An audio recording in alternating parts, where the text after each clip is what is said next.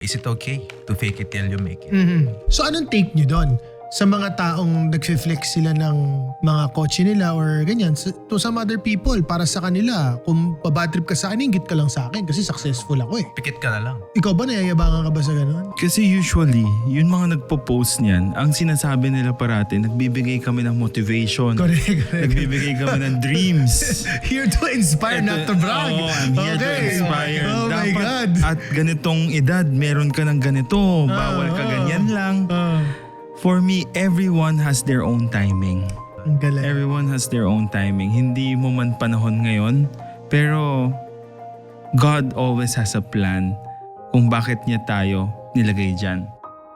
Yung ibang tao naman, totoong successful. Merong track record na maganda, pero sobrang yabang pa rin. Ang rami ngayon ganun sa SOCMED eh. Diba? Kasi sa panahon ngayon, no, nagiging basehan yun mga materials sa success natin eh. Hindi pa lahat pag pumasok ka sa mall, pag may tao suot, kunyari plastic watch lang or G-Shock lang, parang meron agad tayong persona na Walang pera yan. oo, walang pera. So normal lang. So parang nagkakaganon ano na dito sa Philippines eh. Medyo ay, bulok yung suot nito. Huwag na ito pansinin. Parang dati, hindi naman ganun kabigat yung tingin natin sa situation. Pero nowadays, you should dress well. You should speak well. Hindi naman sa nagyayabang ka, pero kailangan you bring something to the table at the end of the day. Kasi kung wala, maglalabas na arrogant ka talaga. Parang feeling ko alam ko na kung paano natin sasagutin kung kailan ka nagiging arrogante. Pag sobra ka na. Yung you're trying too hard to promote yourself.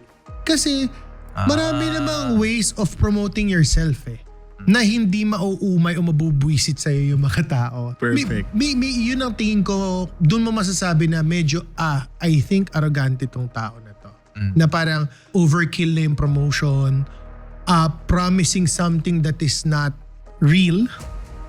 Let's differentiate yung confidence versus arrogance.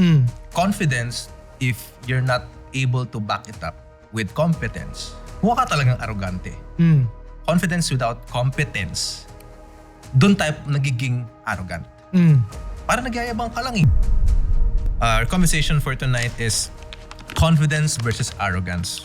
Is it okay to fake it till you make it?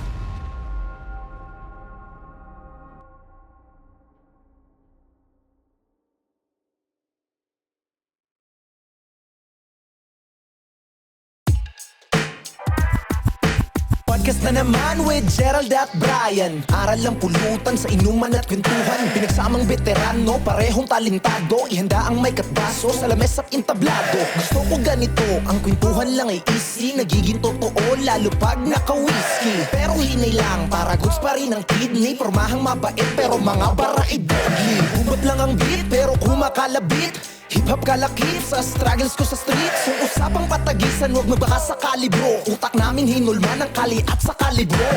Tara, pag-usapan natin dito, kwento mo sa buhay. Kasamang mga pogs, ilabas lahat ng tunay. Mag-relax lang tayo, sober man o tipsy. Aral makukuha mo sa Life Over Whiskey. Mula sa baba, ngayon tinitingala. Inakit ko ang bunga, hindi lang basta tumingala. Pogs na ngayon ang bata na minsang pariwara. Wala ngang imposible at merong himala.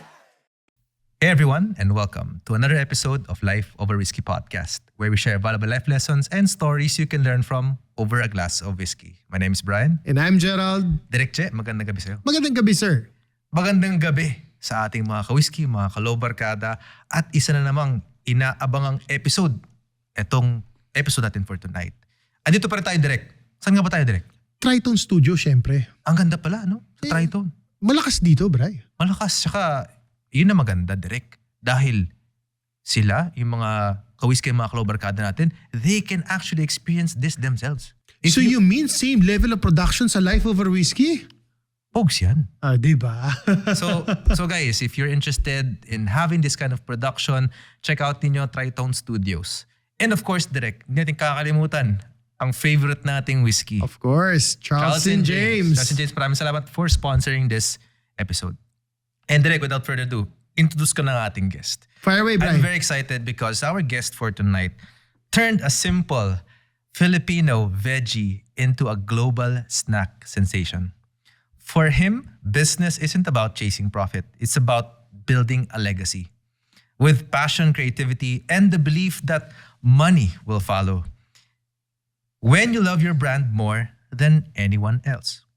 He proved that identity drives success. Ladies and gentlemen, let us all welcome the CEO and President of Kangkong King, none other than Frank Cao. Hello. Frank, thank you so much for being part of this. Thank you show rin, and sobra, episode. Bri. Sobra. Thank you rin, Je. Nice to meet you guys. Alam mo, isipin mo ha, ano na to, ang tagal ko nang ini-invite to, busy, buti pinaunlakan na tayo, Bray. Salamat at finally, you are part of the show. Cheers tayo. Cheers tayo dyan. Yes. Mukhang mainit-init ang mga pag-uusapan natin ngayon ha. Ito na nga. Ready ka na ba, Frank? Yung muna tatanungin natin, ready ka na ba? Sobrang ready na. Ayan. Magiging hot seat na yan mamaya. But enjoyin mo lang ang ating Charles and James. Yan. At para mas masarap ang ating conversation, kailangan may pulutan. May pulutan. Ibang level na to ngayon. Direk, may Oo pulutan nga. na tayo. May pulutan na tayo. So tikman na kaya natin itong mga Ito pulutan. muna, tirahin na muna Tirahin natin. natin habang Oh, sige, nagkukwentuhan sige. tayo. Habang nagkukwentuhan tayo. Oo. Ano So ba tong- kukunin ko na to. Ano ba to? Ito, salted egg. Sinigang. Yes. Yan po yung mga best-selling flavors natin ngayon. This is sinigang, nakakakilig, and I invite everyone to try it. Super sarap yan. Ito naman salted egg, malakas to sa export. Export? Yeah. Why? Award-winning ba to? Award-winning yan, hindi lang yan. Kaya pala premium nakalagay. Premium. For Kangkong King, our salted egg holds the best salted egg chips locally. Wow. Nice. Tikman natin. Tingnan natin. Excited na ako. Mga ka-whiskey, i-describe na lang namin ha. Sinigang, I've never heard na may Ako sinigang rin, pala na kangkong Yeah. chips. We use real veggies, real kangkong. in Real creating kangkong this. to. Yeah. Oo. So wala siyang preservatives. And of course, it's made with coconut oil. ASMR, direct. ASMR. Pare, masarap. Sarap. Brother, Lasang sinigang ha? tikman mo. Change tayo. Pero knock-knock muna. Ha? Knock-knock. Who's there? Sinigang. Sinigang who? Sinigang sandal ka lang. Ito na. cut. tayo. Cut. Medyo wala. Let me Di ba taste natin yung salted this. egg? Grabe. Ngayon para sa mga vegan as well. Pero ako, I'll be honest with you. Titikman ko rin ito isa kung ano yung pinaka-favorite ko sa tatlo. Siyempre kailangan may favorite tayo. Alam mo, lahat masarap. Pero bias lang ako dito sa salted egg. Ang Paborito sarap. mo ba salted egg? Oo, sarap eh. So, flavor profile mo, yan. Oo, mo yan? gusto ko talaga to. It reminds me of Irvin. Correct. That's where it was inspired from. Because we want the Filipino people to appreciate yung salted egg na taste. And we found out sobrang mahal ng mga salted egg chips. Oo Dips. nga.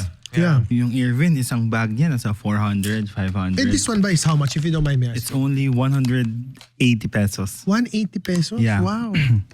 So, yun, gusto Mas natin. affordable siya. Correct. Matry ng tao. And salted egg talaga. Ako gusto ko din sinigang because it's kind of like a unique taste in my mouth na it's as if I'm eating sinigang. So sa usapan natin, Yeah. itong pupulutan ko. Okay. Ako, ito sa akin. Sige, sa'yo Ito na sa yan. akin to. Ito sa akin. Yan ang sa'yo. Okay, guys, ang conversation Game, natin, game. include natin ang mga ka-whiskey natin out there. Our conversation for tonight is confidence versus arrogance. Is it okay to fake it till you make it? Medyo mainit-init yan, Bray, ha? Yes. And syempre, speaking about the topic muna, no? Especially when it comes to social media nowadays, marami talagang gumagawa nito. Pero Frank, bago ang lahat, kwentuhan mo muna kami at mga kalubarkada natin about your munting history. Ano ba ang past mo? How did you grow up? Or where did you grow up? So, when I was a kid, I grew up in Binondo. So, growing up, I witnessed my mom selling clothes at Visoria. So may tindahan yung mom ko doon, nagre-rent lang kami sa Divisoria. Simple lang, biyahe lang siya sa Bangkok, biyahe sa China. Bibili siya ng mga damit, then she's gonna sell it here. Okay. Parang ganun lang yung business niya. RTW. Yeah, RTW, Your correct. mom's also Chinese? Half. Half Chinese, Yeah. okay. Then my dad is parang consultant siya. Geomancer kung tawagin. What do you mean by geomancer? Geomancer para siyang nagfi-fix ng energy ng houses. Okay. Correct. May ganun pala. I'm not aware about it. Yeah. Geomancer. interesting. Geomancer, yeah. So he also does mga exorcism. Oh, Yeah, so okay. mga lumilipad na mga kung tao or mga kung ano-ano Oh my bagay. Ay, ito legit. Oh my God. Dito marami. Talaga? Mga naglalaslas ng mga 13, 14 years old pa lang. Yeah, marami siyang mga weird cases na nangyayari dito. Okay. So that's what your dad does. Mm. Growing up, you're exposed to those kind of things. Growing up, hindi pa siya kilala eh. So, me myself, hindi ako masyado naniniwala. And my mom naman, she's selling clothes lang sa Divisoria. So, we lived a simple life. So, every day, commute lang kami going to school. Wala kayong kotse? Wala. Meron. Meron, Pero kaso- hindi nyo ginagamit. Hindi eh. So, simple lang, like every other Filipino person. Pag Sundays, kakain kami sa food court. Way back, ang mumura pa ng mga whole chicken, bibili lang kami sa mga Motsarap or country chicken. So, uso pa yun mga maliliit. So you would say na you lived somewhat of a frugal life kasi ganun ka pinalaki ng family mo. Correct. Sakto lang. Very, very simple. So, like any other kid. So, yun nga. So, growing up, at the time si daddy hindi pa ganun ka-popular? Is that- Hindi pa. Hindi pa. Okay. So, growing up, wala ka bang experience na like any trauma na parang or niloloko ka ng mga kaibigan mo na tipong yung daddy mo medyo weird kasi parang nakakakita ng mga ginagawa, ganito. Tapos, di ba? Parang, hindi ka ba parang na-outcast because of that?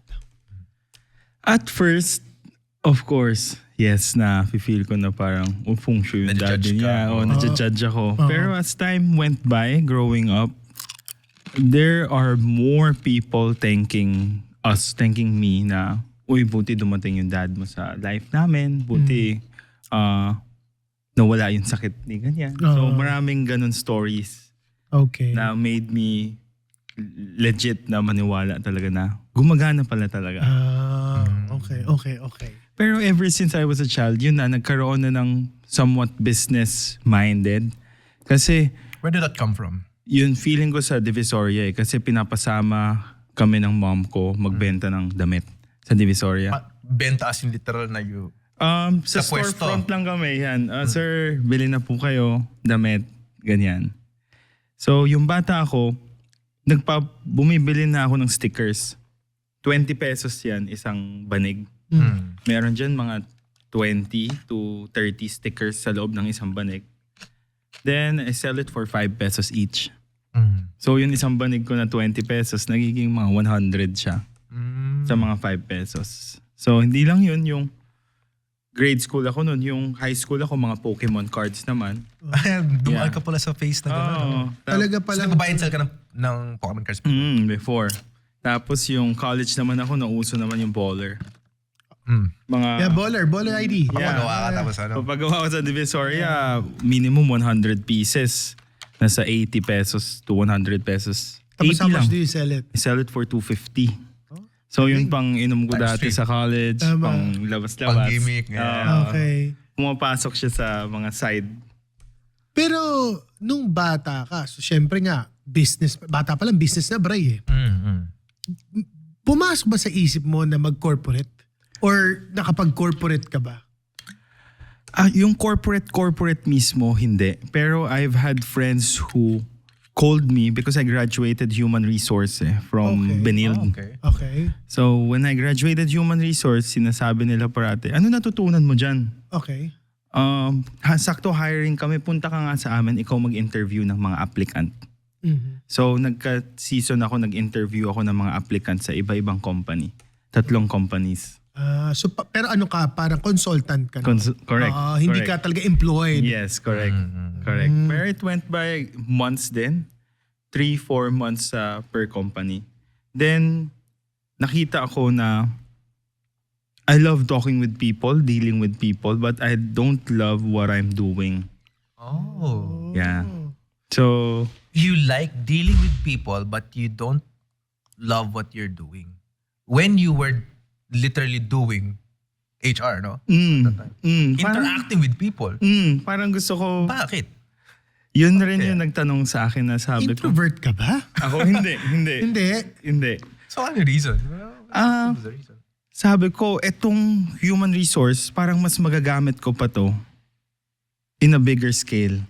Kumbaga, nag-start ako kasi while doing that job, nag-buy and sell ako ng kotse. Okay. So, pagka-graduate ko, I don't know what to do eh. Sabi ko sa sarili ko, saan ako magaling? Ano yung alam ko? Alam ko lang kumausap, mag-interview, and get to know the person, and mag-bonding. Makipag-gimmick, makipag-close, makipag-chill. Master ko yan, ligawan. Kunyari, So, relationship builder ka pala. Medyo parehas kami dyan. Ganun yung aspeto. parang skill ko na napansin ko. So nag-stick ako into selling cars na naging successful. Nag-stick ako into selling mga trucks, mga heavy equipments, mga generator, mga wing van, mga tractor head, mga boom truck. So,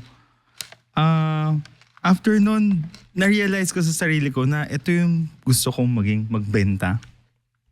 Magbenta talaga. So, okay. Gusto mo na magbenta. Kailan pumasok na na-discover mo si Kangkong King? At bakit Kangkong King? Okay.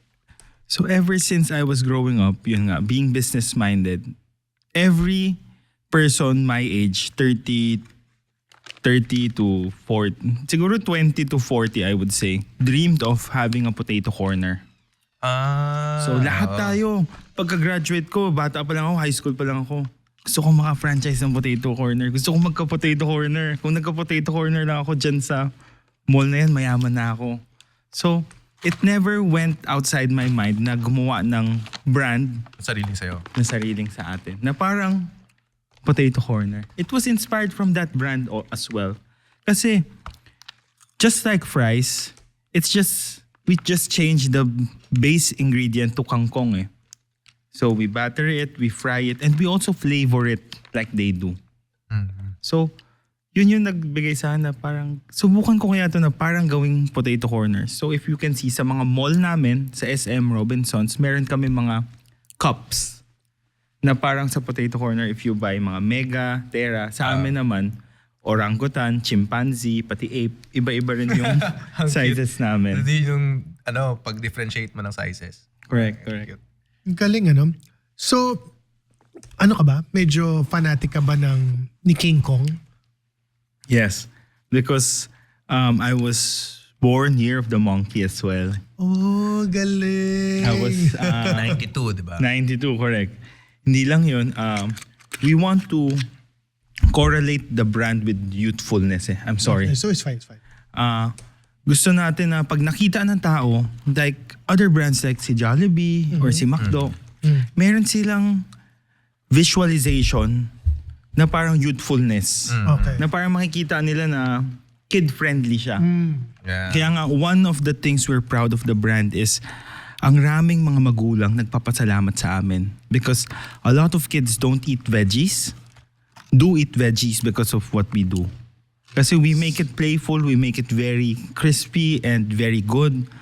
So, napapakain yung bata ng gulay, which opens their eyes into trying more varieties of vegetables. Nice. So para siyang gateway. Correct. Parang ako, Interesting. gateway ko dati sa Pancit Canton, yung hot Pancit Canton, yung color orange. Yun yung naging gateway ko into trying more chili stuff eh. Dati ayaw ko ng chili, pero yun sa Pancit Canton, una yung orange, tapos yung black. Tapos sabi ko, Panghang na ng panghang. kaya ko na pala ng maanghang. Oo. Galing, ano? Interesting, it's a gateway, no? Oo. Especially for kids to appreciate vegetables a lot more. kailan mo to sinimulan? Yun ang tanong. I started researching 2018. So sa bahay lang siya. So wala pa nagbebenta ng ganito? Wala pa. Meron sa mga Kabalen, Jerry's Grill, mga Congo Grill. Yeah. But it wasn't innovated as we did eh. Kasi we did na flavor natin siya. Tapos pinackaging nyo na. Oo, branding natin siya. So, meron ng ganun pero we improved it lang. Pero ikaw ba talaga ang original? Ikaw ba talaga ang Kong King? Oo, gusto malaman ang makaka-whiskey ako. Ikaw ba talaga? Na-dethrone kang king. Hindi ba? Ari King King. Yes, I can proudly say that we're the first and original.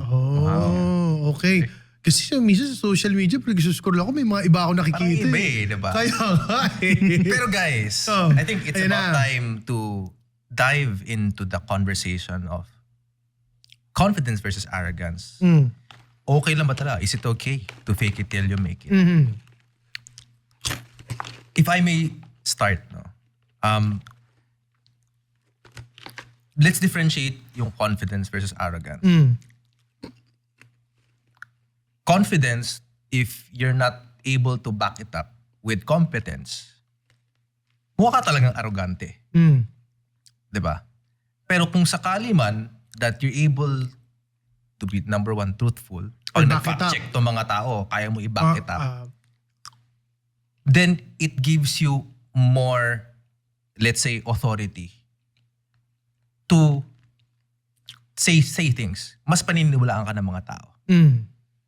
What I'm trying to bring, the point that I'm trying to bring is confidence without competence. Doon tayo nagiging arrogant. Para nagyayabang ka lang eh. Totoo ba sinasabi mo? Some people would bank na you wouldn't fact check. That you wouldn't question them. What's your take on that, Direk? Well, ako kasi ang arrogance at saka confidence, merong napakanipis ng line para ma-distinguish mo kung ano ang confidence at arrogance. For me, it's subjective, Bray. Sa akin, iba. Sa iba, pwedeng confident ka. Sa iba, pwedeng mayabang ka. Correct. Parang gano'n. I'll use myself as an example. To those people na talagang kilala ko, they would say that I am not arrogant. I am humble. But to some other people na lalo na hindi ka kilala, they would see me as an arrogant person. Siguro the way I carry myself, the way I speak, di ba? You might come off as arrogant. Yes. But in reality, for me, I'm not arrogant. But for some other people, arrogante nga ako. So, babalik ko sa inyo yung tanong, kailan nyo ba ikaw Frank, kailan ba masasabi na arrogante ang isang tao? Or confident lang, bro? Yun, ang ganda nung sinabi mo, no, Bryce, yung confidence is nothing if you cannot back it up. Basically. Correct. Sa akin naman, it depends on the crowd that you're with kung how will you act Kasi minsan meron tayong ugali na pagkasama yung barkada, meron tayong ugali na pagkasama yung family, or meron tayong kanya-kanyang persona sa bawat crowd natin. We wear different hat, ano? So, ang hirap talaga i-draw nung line sometimes. Correct. I agree with him. Kasi, paano ba? Minsan, magbibigay tayo ng isang certain person. Kanyari ito, is that person arrogant or confident? Sasabihin, pwede sabihin, no, arrogant yan. Sasabihin ko, no, hindi, confident lang yan. Sasabihin mo, okay lang, parang hindi ko ma-distinguish ganyan Feeling ko, yung sa sinabi mo, Bray, kung kaya mong back upan, yung, kunyari, sinabi mo na talagang masarap tong kangkong ko. Kunyari lang O ikaw yung original. Or ako yung original. Kailangan totoo. Kasi kung totoo, for me, that is not bragging. That is factual. That's fact. So, bakit ako nagbabrag? Bakit nila sasabing brag yun? Pero, yung ibang tao naman, meron naman ito, ganito. Ewan ko kung encounter nyo to. Totoong successful. Totoo talaga. Merong track record na maganda. Pero sobrang yabang pa rin. Paano nyo may explain yun? Track record, pero totoong maganda yung track record. Talagang maraming achievements in life. pero sobrang yabang talaga. Sobrang i-rub off sa mukha mo kung gano'n siya successful. I'm sure. Well, ang rami ngayon ganun sa SOCMED eh. Diba? Kasi sa panahon ngayon, no, nagiging basehan yung mga materials sa success natin eh. Hindi pa lahat pag pumasok ka sa mall, pag may tao suot, kunyari plastic watch lang or G-Shock lang, parang meron agad tayong persona na Walang pera yan. Oo, walang pera. So, normal lang. So, parang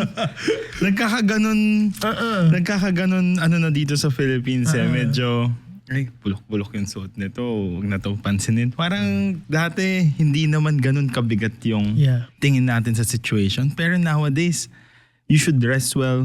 You should speak well. Hindi naman sa nagyayabang ka. Pero, kailangan you bring something to the table at the end of the day.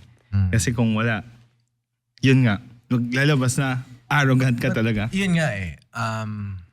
Where do you draw the line? Kasi, yes, kailangan talaga you are able to present yourself. Pero paano naman yun? Yung parang you're presenting yourself because you have an hidden agenda or may intention ka talaga na maybe that perception of you being successful allows you to get certain opportunities. Parang feeling ko alam ko na kung paano natin sasagutin kung kailan ka nagiging arrogante. Pag sobra ka na. Ano ibig sabihin pag sobra ka na? Yung you're trying too hard to promote yourself. That is being arrogant to me. Kasi marami namang ways of promoting yourself eh. Na hindi mauumay o mabubwisit sa'yo yung mga tao. Tama ba mga ka-whiskey? Diba? Perfect. Yun ang tingin ko, doon mo masasabi na medyo, I think arrogante tong tao na to. Na parang overkill na yung promotion, promising something that is not real. Parang ganito, is it wrong na bumili ka ng magandang relos, magandang kotse? Hindi. Kung afford mo, hindi. At lalong hindi mo inutang. Hindi siya for me arrogance. Pero kasi pag pinost mo naman yan, for example, pinost mo sa story mo, nagandahan ka lang sa kotse mo, or ano, once in a while, fine. But if you post it all the time, and yun na yung, imbis na yung sarili mo yung profile mo yung ano mo na, parang medyo for me. Mga pinaflaunt mo. For me, overkill na. Ako yun. Yeah, I do agree. Tsaka syempre, maybe you're posting it so often because you want to attract people. Maybe to believe in you, maybe to buy from you, maybe to offer something. Kasi may mga ganun talaga eh. And people hide behind what they believe in. Confident ka kahit na you have nothing to back it up. So what does that make you? Pero going back, no, especially the past couple of years, maybe 2-3 years na sa ngayon, ang rami kong nakikitang post ng Lamborghini, Ferrari, mga latest Porsche. na Patek, Porsche. Parang minsan if you follow those people, yung everyday na ganyan living na tinataasan mo pa yung pangarap mo. Minsan na parang natotoxican ka na minsan eh, na parang okay lang, correct. Like you said, no, once in a while, once in a month. Pero yung everyday parang nalulunod ka na hindi ko pa maaabot to. Kaya tama. Na parang everyday makikita ko na naman, yan na naman kotse niya. Nakastay na naman siya dyan. 5-star, business class na naman siya. Parang minsan sinasampal ka ng katotohanan na hindi dito ka lang. And yan mga yan, na malulungkot ka lang kasi mafe-feel mo na you'll never be enough. And what you do could never afford those things na kayang sunugin yung ganyan pera. So ikaw, Frank, ang tanong ko sa'yo, kailan mo masasabi na yung tao confident lang, hindi siya arrogante? Kailan mo mafe-feel, ito confident lang to, iba lang tindig na talaga nito eh. Mukha lang mayabang pero ano talaga to, okay. So kailan mo nafe-feel, gut feel na lang yun? Ako, aura eh. Kasi pag... Yung energy, no? Energy. I agree. Appeal tayo dyan. Pag pumasok pa lang yung tao sa kwarto, minsan, uy, grabe parang nangangain lakas ba to? nito Hindi, parang mafe-feel mo yun. Yeah, Minsan may, ang rami na itong pinagdaanan, ang rami na itong nagawa. Minsan naman pag may pumasok na tao, okay, sakto lang siya. Ako minsan, sa ganun ko, Gets. na nababase sa kung arrogance ba siya or confident ba siya. Kasi sa rami na natin nakausap, sa rami na natin naka-deal with, mafe-filter out mo na sino yung legit sa hindi. Totoo. Tsaka the way the person speaks. Pag ako pinangakuan mo ko, eto for me, eto ang arrogante sa akin. Pag ako pinangakuan mo ko sa isang business or may binibenta ka sa akin at sinasabi mo na, kaya nagpipitch ka sa akin ng business, sabihin mo, 0% yan na mag-fail, Bullshit yan. Bullshit na yan.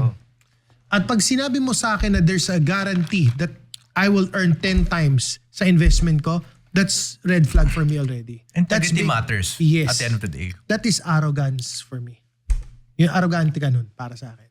Kasi Para sa akin, hindi mo inisip yung kapakanan ng iba eh. Yes. Yeah. So you're being arrogant Kasi talaga. yun ang gusto ko din pag-usapan eh. Sabihin natin sa business climate right now and how people are selling, whether it's products or it's a service. Ano masasabi nyo sa mga nagpa-fabricate ng results? Or I should say, nag-exaggerate just for them to be able to sell?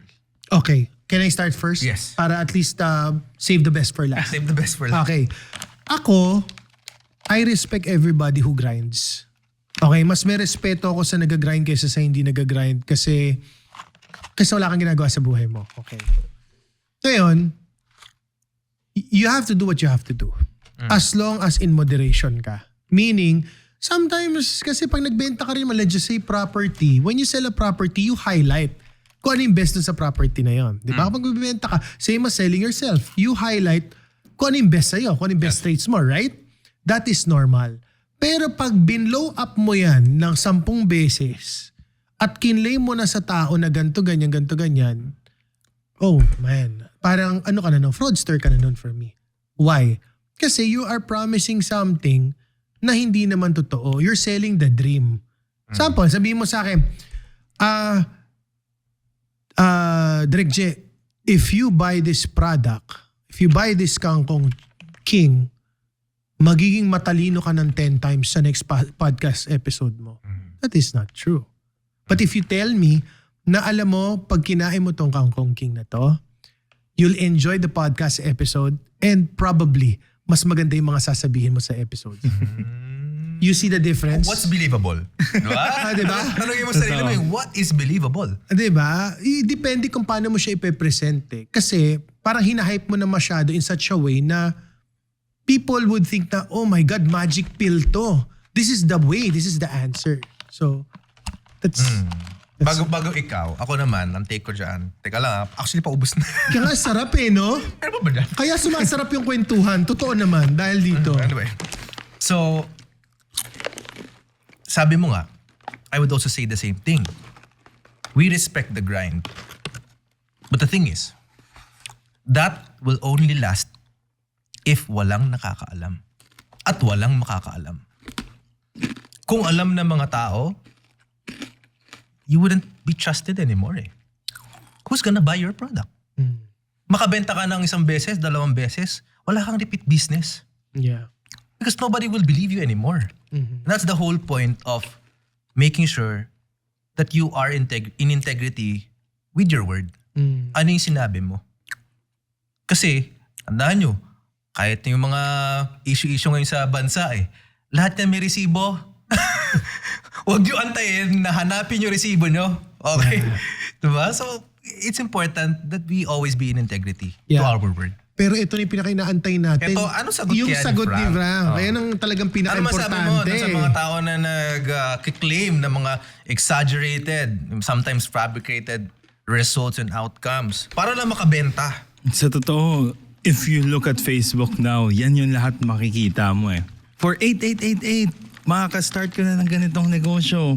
For 20,000, makakatayo ka na ng salon, makakatayo ka na ng car wash, makakatayo ka na ng siomayan, makakatayo ka na ng sobrang raming businesses ngayon because of the educational system natin na hindi super na-understand ng mga Filipinos yung accounting tsaka yung ins and outs ng pera, yung pag-hire.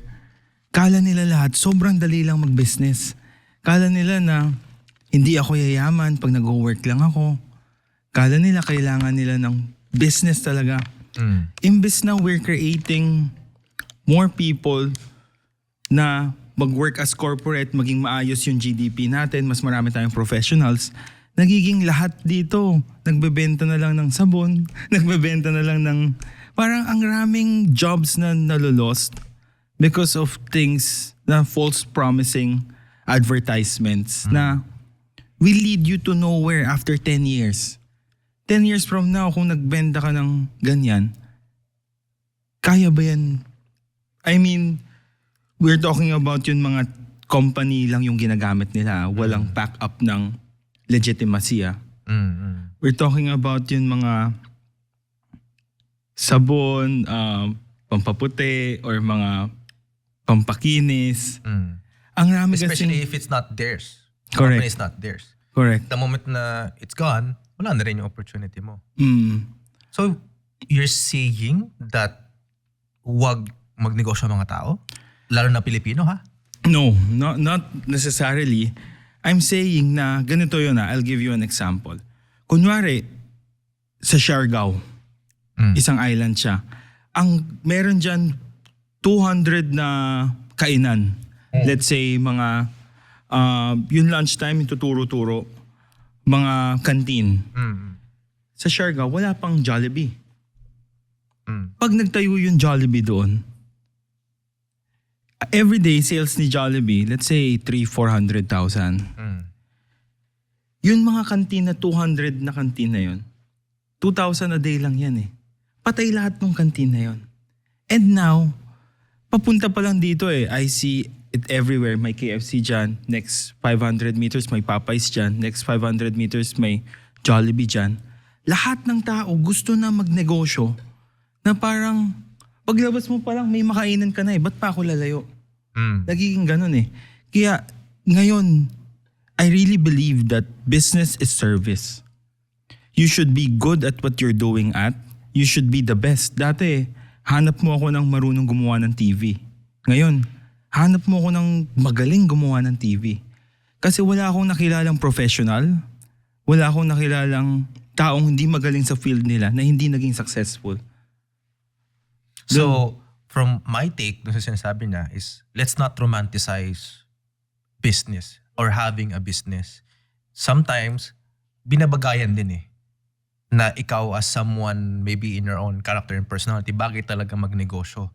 But some of us, and I think we have expressed this in the past episodes as well, hindi masama na if you feel like na pang-empleyado ka talaga or maybe you chose a certain career path, whether it's doctor, engineer, whatsoever, because we are all contributing eh. We're all contributing to the society and our economy. Tama ba ang pagkaintindi ko? Tama naman, no? Correct, correct. Pero guys, going back sa ating topic, no? Ang tanong ko sa inyo, masama ba talaga ang fake it till you make it? Kasi sabi ko nga, di ba kanina, ang usapan natin, ang arrogance at saka pagiging arrogante at pagiging confident is subjective. So there are some people na naging successful na nag-fake it till you make it. So, masasabi ba natin na masama siya? Ikaw, what's your take? Masama bang mag-fake it till you make it? It depends on the situation talaga. Lalo na kunyari, being an ahente or being a salesperson. Dati kung tinanong ako, uy, may kilala ka bang nagbebenta ng plastic dyan? Kahit wala naman akong kilala, next day pupunta na ako sa Divisoria, maghahanap ako ng plastic. Isasabi ko na, pero I faked it. Kaya minsan, ang hirap i-draw ng line na, minsan finake ko rin naman yung ginawa ko na sa experiences ko. Yeah. So, Sarah, sa'yo, depende sa sitwasyon. Oh, it depends on the situation. Ako, depends on the practice you want to apply it. Parang ganun yung iniisip ko. Paano rin yan? now eh. Kailangan mo Depends on the practice you want to apply it. Meaning, depends on the practice where you want to apply the fake it till you make it ideology. So like what you said, if hindi naman siya, kumbaga, nakakasama, you have a good intention, nahanapan mo to ng supplier. Ano sabi mo, supplier? Oo. Yung diba? plastic. Ng plastic, right? What else? For Ikaw ba, example, nag-fake it till you make it ka na buong buhay mo? Be honest. in a sense of, I want to become this kind of person, and the only way I'm gonna be this person if I apply the characteristics and the qualities of this person, the success metric ko for myself. So, Bigyan mo kami ng example. Sabi ko, how do I put it into words, or paano yung concrete example? To me, my way of saying that someone is successful is if that person is, number one, happy with what he does. He doesn't feel forced. He wants to experience life as life, hindi because somebody else told him. So ano yung qualities nun? So ako, para sa akin, it's being authentic. It's being true to myself. It's being honest and trustworthy. So bago ko pa masabi na dumating ako sa point na gano'n, a-apply ko na ngayon yung qualities na yun. So it might come off as hindi pa naman ako gano'n eh. Diba? For me, it feels as if, ano ba tawag doon? Imposter syndrome. Imposter syndrome, exactly. It's as if imposter syndrome yung nararamdaman ko na hindi naman ako yun eh. But I know for a fact if I continuously practice or apply this, darating sa point na when I come there, it aligns to who I am already. So medyo iba ang take ko pagdating dyan. Again, it depends on the practice that you're applying that ideology. Pero if it's something na parang you're faking, let's say, again, nag-fluent ka over social media sa mga bagay na alam mo naman na intention mo is to attract people to maybe look at you a certain way, idolize ka, patronize whatever you're selling or offering. Pero challenge kita dyan, is there something wrong with that? Well, totoo ba? Yun At lang. isip mo kasi, Hindi, pero kung totoo, Hindi paano totoo. kung kanya yon? ito nga, yun nga yung dilemma eh. Kung sa ikaw, alam mo na you're just really faking it, you're banking on na walang makakaalam. I guess mo yun? You're banking on na walang makakaalam. So, That's dangerous. okay. Kasi takot ka na, tangina, baka mamaya malaman ng iba. One day. Segue gusto ko lang, sabihin. parang flood control walang makakaalam. Unless merong magsalita.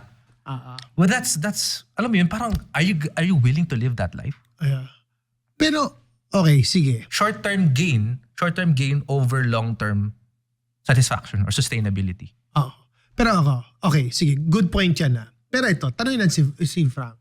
Frank, maliban dun sa ibang factor na sinabi mong, kunyari may nag-inquire sa'yo ng plastic, tapos wala ka pa namang contact dun, hahanapin mo pa lang. Maliban dun, nakaranas ka na ba na nag-fake it till you make it ka? Did you claim something that you are not? Sa ngayon, pag sa meeting, I see to it na grounded ako eh. I'm always that kind of, hindi ako magiging loud na sasabihin ko kaya ko to, ito yung connection ko, ito yung sales kaya ko. kong gawin, ito yung sales ko.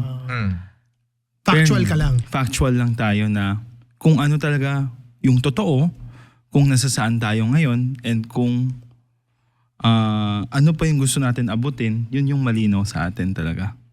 Well, for me, that's confidence. That's not arrogance because you are confident with your product. Diba? That's why you're just telling them real numbers kasi alam na ng tao eh. Diba? Correct. And yun, sorry. Go. And just like any other businesses, nowadays kasi parang napansin ko na kailangan pati yung CEO, yun na rin yung nagiging vlogger. Yun may-ari, yun na rin yung Nakikita nagblog, online, yun na rin yung nakikita online. Ang hirap na talaga ngayon panahon, iba na talaga yung doing doing to a business. You have to be seen. Correct. Yeah. You always have to be seen. Pero ikaw ba, matanong ko lang, ha? Nakabili ka na ba ng luxury car dahil sa kangkong mo? Oo nga. I mean, to considering I've done some research. Oh. 6 years na kayo, tama 6 ba? years na, correct. And you already have a global distribution. Correct. In 10 countries, by the way. Correct. Legitimate. Legitimate. Ano ba countries yan? Bago mo sagutin yung tanong. Europe, meron tayo sa Australia, Canada, sa Taiwan, sa Singapore, sa US tayo malakas. Sa Guam, sa Italy, sa meron pa Taiwan, You mentioned Taiwan earlier. and last one UK. Wow, UK. galing. UK. So, given na you're already distributing globally, ikaw ba nakabili ka na ng sarili mong luxury car? How I wish. Do you want to? Oh, definitely, syempre. Gustong-gusto natin yan. Na, Pero sa ngayon, we're focused on making our quality better. We're focused on the brand and growing the business. Yun talaga yung focus natin. Kasi the business is very, very nice and helpful to the society. Ano lang pasintabi lang hindi to advertisement. Because before we started, there's so much kangkong in the Philippines na hindi ginagamit. Every time pumunta tayo sa farm, ang script ng farmer sa atin, yung basura namin, ginawa niyong pera. wow. Not only that, they always give us native chicken. They always give us mga baby na baboy. Sobrang saya sa feeling kasi for them, tinatapon lang nila yan. Pinapakain lang nila sa mga alaga nila. And ngayon, every day for the past 6 years, nakasuporta na tayo. And bumibili na tayo sa kanila. You've given them an additional livelihood, Or a new demand. a new demand. Kasi dating walang nagtatanim ng kangkong Isa lang naman kumukuha ng kangkong dito sa Philippines na malakas. Si Chowking lang. Because yung chow fan nila, Ah, yeah. meron maliit na kangkong nakahalo sa chow fan. Pero aside from Chowking, halos wala na. And other countries, they have so many terms of kangkong. Sa Malaysia, kangkong. Sa Japan, morning glory. Sa Hong Kong, ong choy. So every country has a specific name for this vegetable. Hindi lang natin nagagamit ng maigi kasi there was a notion na pag kangkong hindi pang mayaman or pang pang streets lang. Pero this is a superfood. It's rich in almost all vitamins. It's high in fiber and iron. So nasasayangan ako sa usefulness nito. Interesting. Yeah. And Pero meron ako itatanong sa inyong dalawa. Okay. Sabi nga natin, before tayo mapunta sa ating top 3 qualities at sa ating kwentong mental health, is that kumbaga kino-compare natin ng arrogante sa confidence, right? So when you say, sabi mo kanina, may mga content creator kayo nakikita or ikaw, sabi mo na all they do is flex their watch, flex their cars, or maybe their houses, no? And telling everybody that I earn this certain amount every month. So anong take nyo doon? Sa mga taong nag-flex sila ng mga kotse nila or ganyan, to some other people, para sa kanila, kung babadrip ka sa akin, ingit ka lang sa akin kasi successful ako pikit ka na lang. Pikit ka na lang. Pero ikaw ba nayayabangan ka ba sa ganun? Kasi usually, yung mga nagpo-post niyan, ang sinasabi nila parati, nagbibigay kami ng motivation. Correct. Nagbibigay kami ng dreams. Here to inspire, not to brag. Oo, I'm here to inspire. Oh my Dapat God. at ganitong edad, meron ka ng ganito. Bawal ka ganyan lang. For me, everyone has their own timing. Alam. Ano Say sa- much better explanation. Ang galing. Everyone has their own timing. Hindi mo man panahon ngayon, pero God always has a plan kung bakit niya tayo nilagay dyan. Ngayon, every time I talk, parati ko sinasabi, kaya ko ba to? Kinakabahan ako parati. But at the back of my mind, parati ko rin iniisip na, God put you there because kaya mo. And you have a reason to be there. Hindi lang to share, but to inspire as well. So talagang at the end of the day, Balance rin Brian, talaga, direct. Dahil, humility pa rin. oo. Humility pa rin.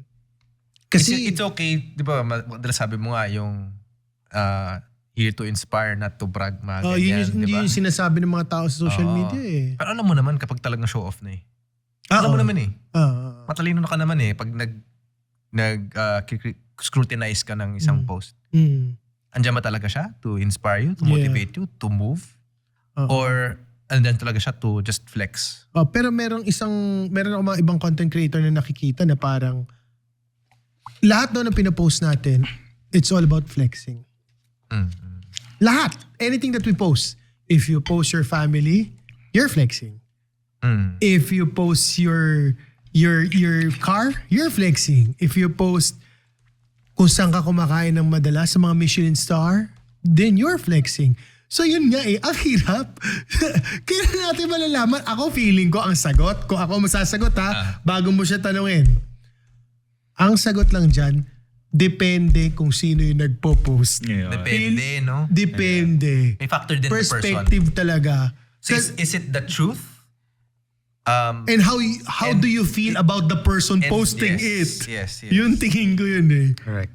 That's the real answer. Kasi we can always say, si ganito mayabang, but what if to some other people, hindi naman pala? Diba? And vice versa. Yeah. So is it the truth? Is the person parang can who's the can person the posting back it up? Yes. And who is the person, who's posting it? Yes. Correct. Kailangan talaga, I think, it's a personal touch. Kailangan may personal touch kayo. Kaya nga, iba yung customers and clients eh. Tama. Kasi sabi, pag customers lang, it's just like going into a fast food restaurant, you order 2-piece chicken, customer ka lang, bibili ka. Ganyan. Pero if he's a client, Ma'am, sir, anong part gusto niyo? Ma'am, sir, gusto niyo ba mainit sobra? Or, I mean, Personalized. yeah, personalized talaga na bawat connection mo sa perspective nila sa'yo. Yan yun sa tingin Love ko that. talaga. And ito na. Frank, tatanungin ka namin, ano ba ang top 3 qualities mo as a person?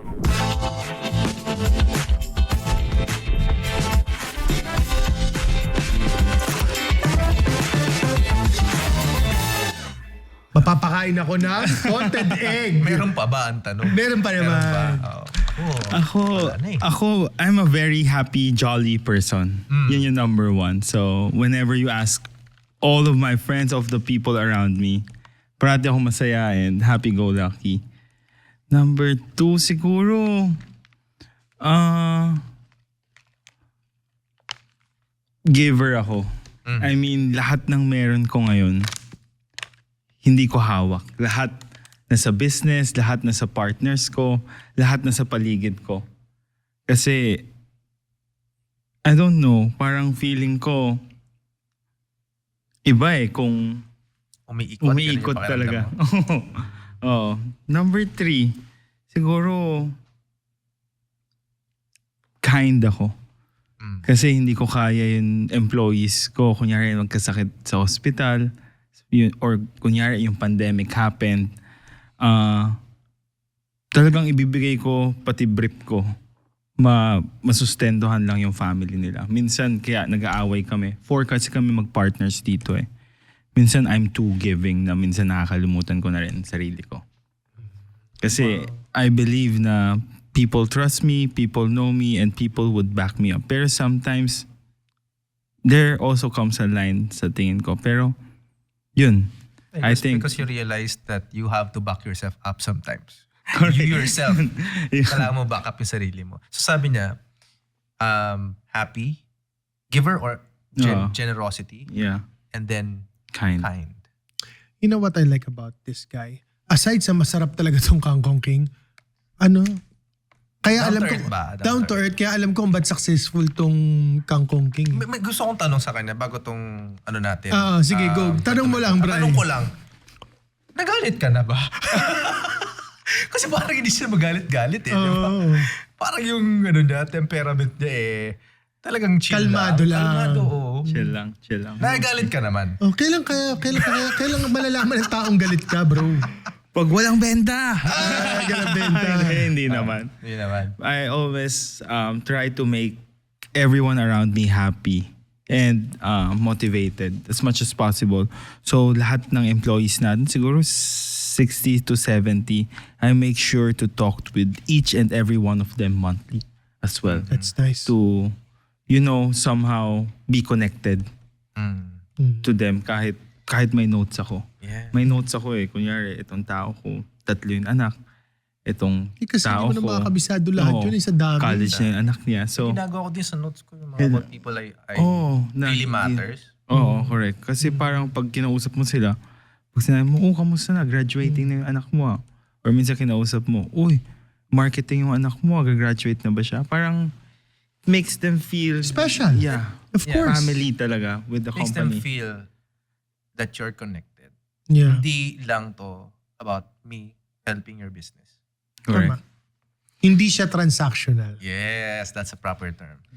Ngayon, Frank. Sister, do you agree? Okay. Off-cam? Off-cam. Yung sister po niya umagree off-cam. Okay. Okay, so ngayon, we are now to the part where we talk about kwentong mental health. Kwentong mental health. So, ikaw, kamusta ang mental health mo?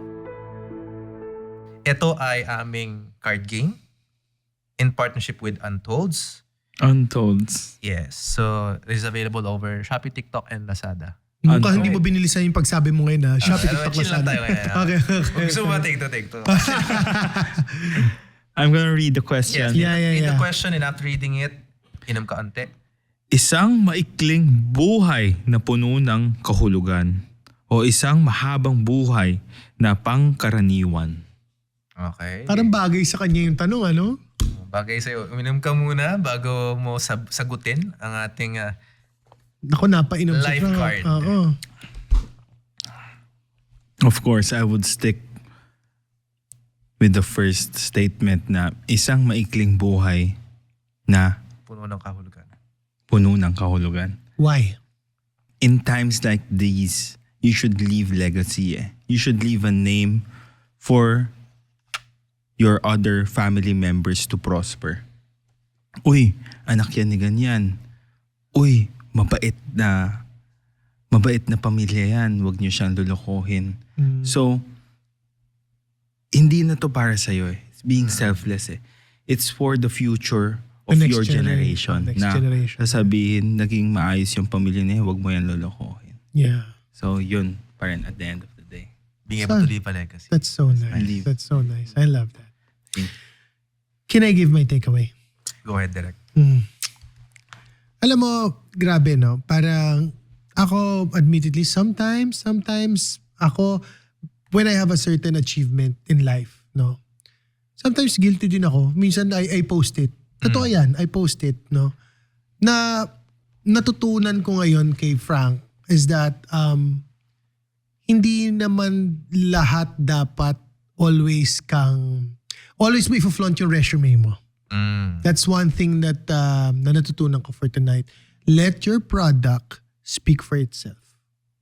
So, yun yung kumbaga, like ako, kung ang produkto natin is sarili natin, let other people do the marketing for you. I love that. That. Right? Sabi ko nga kanina, confidence, real confidence is quiet. Arrogance is loud. Kasi when you're confident, you can back it up, not just by truth, totoo talaga yun, but also by competence. Hindi mo kailangan mag-defend eh. Yeah. You are self-assured. I love that, Brian. How about Perfect yan. you? Ang gaganda ng mga sagot nila. Ano take? Di naman hanggang ngayon, humble pa rin.